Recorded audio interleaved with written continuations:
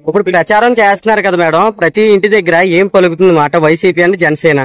ప్రతి ఇంటి దగ్గర నేను గడప గడపకి వెళ్తున్నాను. నాకు తెలిసి ఇప్పుడు 8 రోజుల నుంచి 7 రోజుల నుంచి ప్రచారం చేస్తున్నాను.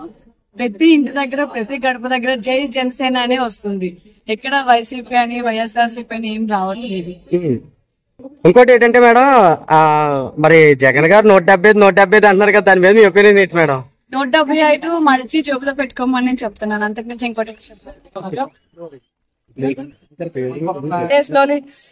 జగన్మోహన్ రెడ్డి ఈ 5 ఏళ్ల పరిపాలనలో నెంబర్ 1 గా చేసానని చెప్తున్నారు. రెండోసారి అవకాశం ఇస్తే ప్రజలకు మీరు చెప్పే సూచన? రెండోసారి ఆయన అవకాశం ఇస్తే అందరూ 3 చదువుకొని దేశాల్లో వెళ్ళిపోవాలి. వేరే ఆప్షన్.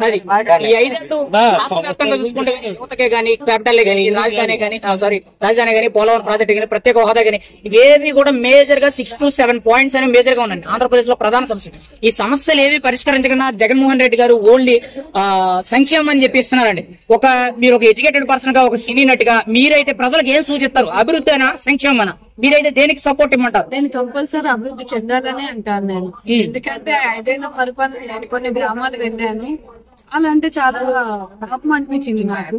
ఎందుకంటే కనీసం స్ట్రీట్ లైట్ కూడా లేదు, అట్లీస్ట్ ఒక రోడ్ లేదు, కనీసం ఏమంటారు ఒక నల్ల నీళ్లు లేవు, ఏం లేవు అసలు. బేసిక్ నీడ్స్ అసలు ఏం లేవు. నేను ఒక ఏమంటారు చందుర్తి గ్రామంకి వెళ్ళాను, ఎస్సీ పేటకి వెళ్ళాను. వాళ్ళు ఎంత చీకటి బతుకులు బతుకుతున్నారంటే మరి 5 ఏళ్ల పరిపాలన వాళ్ళ జీవితాల్లో ఏం వెలుగు తీసుకొచ్చారా జగన్మోహన్ రెడ్డి అని అడుగుతున్నాను నేను. బట్ ఎక్కడ ఆన్సర్ లేదు వాళ్ళ దగ్గర. ఎందుకంటే నేను ఆల్రెడీ నిన్న వెళ్ళాను, కాలినడకని వెళ్ళాను, అట్లీస్ట్ నడవడానికి ఒక ఓటు కూడా లేదు వాళ్ళకి. వాళ్ళు ఎన్ని మాటలు మనకి అంటే మనం వెళ్ళేటప్పుడు అమ్మ మీరు ఓటుకే వస్తారంటాం, వాళ్ళు నేను తప్పు అనను. ఎందుకంటే వాళ్ళు బాధ భరిస్తున్నారు కాబట్టి, వాళ్ళ బాధ అలాంటిది కాబట్టి నేను వాళ్ళని ఏం అందలుచుకోలేదు. కానీ ఈయన ఏమంటానంటే ఈ 5 సంవత్సరాల పరిపాలనలో మరి గ్రామాలన్నీ తిరగాలి, ఎవరి ప్రాబ్లం ఏంటని కనుక్కోవాలి, గడప గడపకి వెళ్ళాలి. రోడ్డు మీద నుంచి హైవేల్లో కార్లలో పోతే కాదు, ప్రతి ఒక్క గడపకి వెళ్ళాలి, ప్రతి ఒక్క గడప ప్రాబ్లం కనుక్కోవాలి, దాన్ని సాల్వ్ చేయాలని చెప్పి నేను అనుకుంటున్నాను. అది ఫైనల్ గా అయితే పిఠాపురం పవన్ కళ్యాణ్ గారి గెలుపు అనేది ఎలా ఉంటది అంటారు? మీరు ఒక అభిమానిగా చెప్పండి.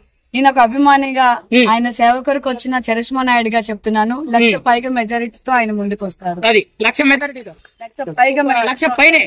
అది ఇప్పుడు పిఠాపురాన్ని పవన్ కళ్యాణ్ గారు గెలిచి మొదటి రోజు అసెంబ్లీ సెషన్స్ లో అడుగెట్టి పబ్లిక్ డిబేట్స్ మీద ఆయన మాట్లాడే విధానాన్ని చరిత్రలో తిరగరాయలేని రోజు అని అంటున్నారు చాలా మంది. అంటే ఆయనకుండే కెపాసిటీ గానీ, ఆయనకుండే మాట విధానం గానీ, ఆయన నీతి నిజాయితీ పరుడు అని చెప్తున్నారు కదా, ఖచ్చితంగా అంతకు మించి ఉంటదని అంటున్నారు.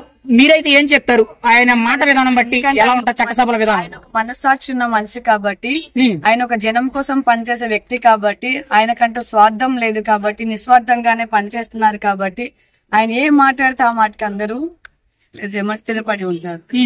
ఫైనల్ గా అయితే పిఠాపురం గెలుపు కోసం ఇప్పుడు మీరు ప్రచారం చేస్తున్నారు. రేపొద్దున ఆయన గెలిచిన తర్వాత మళ్ళీ విజయయాత్రలో మీరు ర్యాలీకి వచ్చి మళ్ళీ ప్రచారం చేస్తారా? మీరు అన్నమాట తప్పకుండా మా దేవుడి కోసం, మేము మా దేవుడి సేవ కోసం కంపల్సరీ మళ్ళీ. ఫైనల్ గా మీ దేవుడి పేరేంటండి? స్టార్ పవన్ కళ్యాణ్, అందరి దేవుడు. కాబోయే ఎమ్మెల్యే ఎక్కడండి? పిఠాపురం. ఆయన గుర్తేంటండి? గాజు గ్లాస్. మరి గాజు గ్లాస్ పగులుతుంది అంటున్నారు అపోజిషన్ వాళ్ళు, మీరేమంటారు? అది పగిలి వాళ్ళ మొక్కలకు అది పగిలి ఓకేనా? Thank you. వెల్కమ్. మరిన్ని అప్డేట్స్ కావాలంటే సబ్స్క్రైబ్ చేసుకోండి హర్ష టీవీ.